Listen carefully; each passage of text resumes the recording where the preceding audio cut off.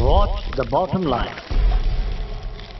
اعوذ باللہ من الشیطان الرجیم، پناہ مانگتا ہوں میں اللہ کی شیطان مردود سے۔ بسم اللہ الرحمن الرحیم، شروع اللہ کے نام سے جو بڑا مہربان نہایت رحم والا ہے۔ دا باٹم لائن کے ناظرین اکرام، السلام علیکم۔ محترم ناظرین، ہم اپنی آج کی ویڈیو میں جس مشہور و معروف ہستی کا ذکر آپ کے سامنے پیش کرنے جا رہے ہیں، ان کا نام ہے حضرت شیخ رحم کار المعروف کاکا صاحب رحمۃ اللہ علیہ۔ محترم ناظرین کرام، حضرت شیخ رحم کار ان عظیم المرتبت اولیاء کرام میں سے ہیں جنہوں نے خاندان اویسیہ سوروردیہ کے روشن چراغ کی حیثیت سے دین اسلام کی گراں قدر خدمات انجام دیں۔ سرحد یعنی خیبر پختونخوا میں آپ بہت معروف ہیں۔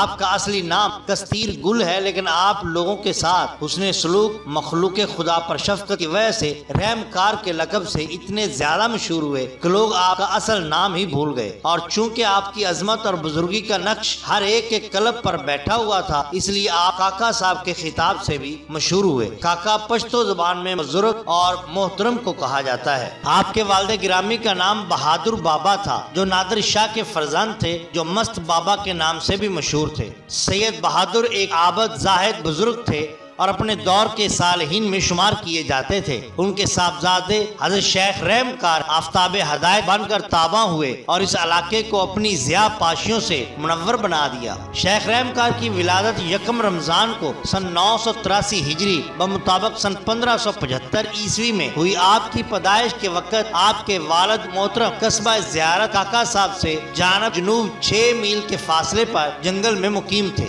حضرت کاکا صاحب حسینی سید ہیں۔ سلسلہ نسب 23ویں پشت میں حضرت امام حسین علیہ السلام سے اس طرح ملتا ہے: حضرت شیخ رحم کار بن شیخ سید بہادر بن سید نادر صاحب بن سید غالب بن سید آدم بن سید یاسین بن سید محمد بن سید باقر بن سید محمد بن سید احمد بن سید سیف الدین بن سید سعد الدین بن سید علی اکبر بن سید رومال بن سید کاف بابا بن سید فاتح محمد بن سید حاتم بن سید اسماعیل بن حضرت امام جعفر صادق بن حضرت امام باقر بن حضرت امام زین العابدین بن حضرت امام حسین علیہ السلام۔ آپ نے جوان ہونے تک دینی علوم کی تعلیم مکمل کر لی۔ تفسیر و حدیث سے آپ کو غیر معمولی شغف تھا اور تفسیر و حدیث کی تقریباً 18 کتابیں ہر وقت آپ کے زیر مطالعہ رہتی تھیں۔ آپ کے استاد کا نام اخون دین تھا۔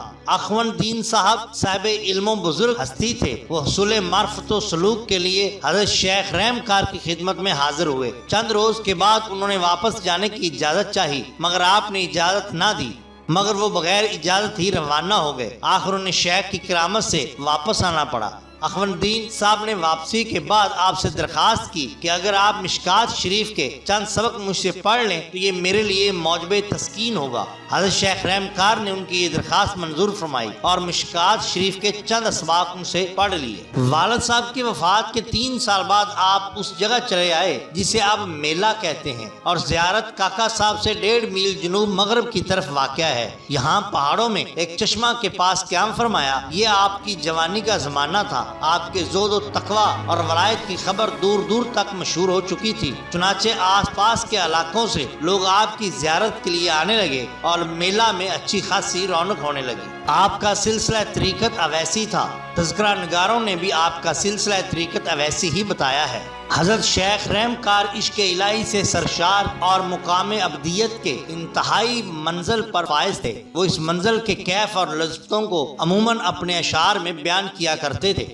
فیاضی اور سخاوت حضرت شیخ رحم کار کے کردار میں کوٹ کوٹ کر بھری ہوئی تھی۔ وہ اس وصف میں درجہ بڑے ہوئے تھے کہ قرض لے کر لوگوں پر خیرات کرتے۔ مقامات قطبیہ میں ہے کہ آپ شیخ رحم کار کی شفقت مسکینوں اور فقیروں پر زیادہ تھی۔ جتنا کوئی غریب ہوتا تھا آپ کو زیادہ محبوب ہوتا تھا۔ حضرت شیخ رحم کار رحمۃ اللہ علیہ نے ساری زندگی دین حق کی تبلیغ اور عوام الناس سے محبت اور شفقت کا رویہ اختیار کیے رکھا۔ حضرت شیخ رحمکار کا مرض الموت 1 سال تک رہا۔ 1 سال کی طویل بیماری میں آپ ہمیشہ باوضو کھڑے ہو کر نماز ادا کرتے رہے، حالانکہ کیفیت یہ تھی کہ بیماری کی وجہ سے سخت تکلیف آپ کو لاحق تھی۔ اکثر 2 آدمی پکڑ کر آپ کو جائے نماز تک پہنچاتے۔ تیمارداروں میں آپ کے بھائی شیخ عفان نے آپ کی تیمارداری میں بہت خدمت کی۔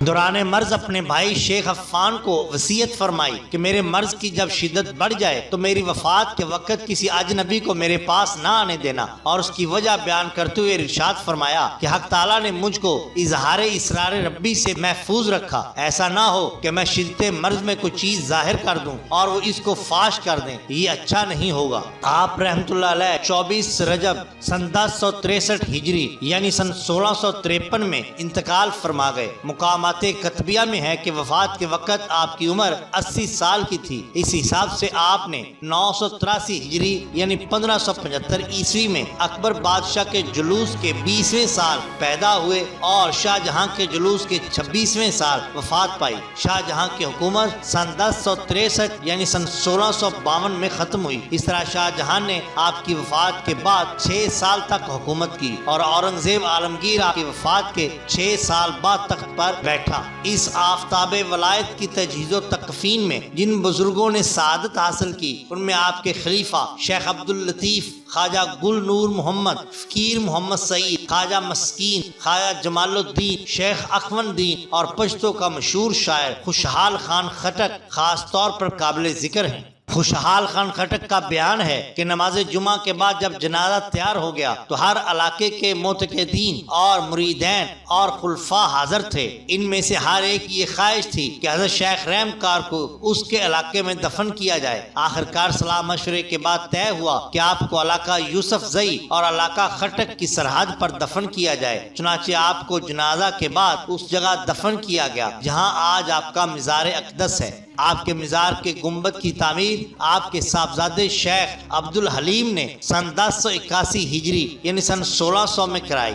اس کی تعمیر میں اس علاقے کے بڑے بڑے حضرات نے حصہ لیا۔ یہ مغلیہ فن تعمیر کا ایک بہترین شاہکار ہے جسے ہندوستان کے معماروں نے تعمیر کیا۔